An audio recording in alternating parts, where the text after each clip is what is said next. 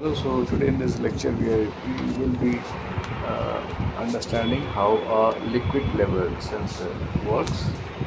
Now there are different ways by which we can estimate the liquid level in a container, and it actually depends upon what type of liquid that we are using. We can use resistive, inductive, capacitive sensing techniques.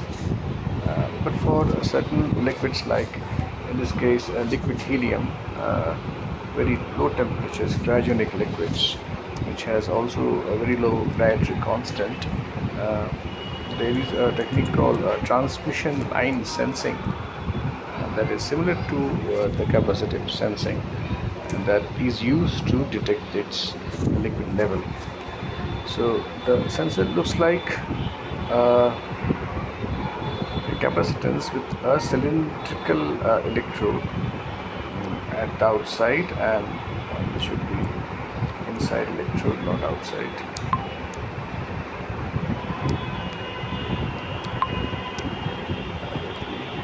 Inner electrode.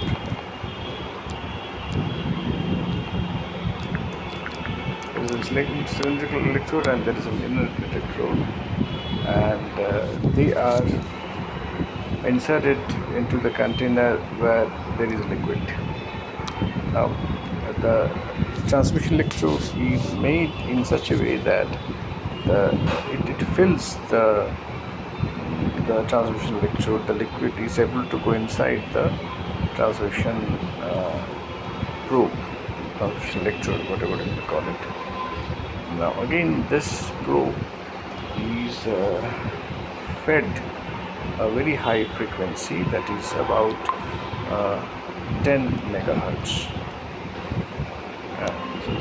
And the length of the probe is made in such a way that it is equal to lambda by 4.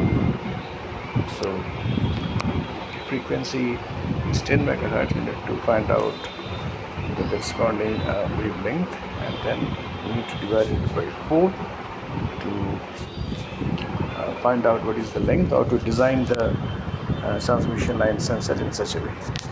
Now, it is called a transmission line sensor because there is a transmission signal along this line. This is where it transmits, and at the liquid vapor interface, even this, there is a reflection of this wave taking place, and associated with this sensor is a phase comparator, which is basically an combination of inductance. This is the first inductance, and there are 3 more inductances, and there is a comparison, and the phase is actually the phase shift or phase change is calculated as the output voltage between the signal that got transmitted and the signal that got reflected. So by comparing these two, we can find out what is the liquid level. And like in this case, one can see that the phase shift has occurred for 2 different type of liquids taken, like liquid helium and liquid nitrogen. Both of them are cryogenic. So a higher phase shift has occurred in the case of liquid helium compared to the liquid nitrogen. However, the liquid level can be determined from the phase shift. This is where there is a change occurring between the transmitted and the reflected signals. So the liquid sensor works.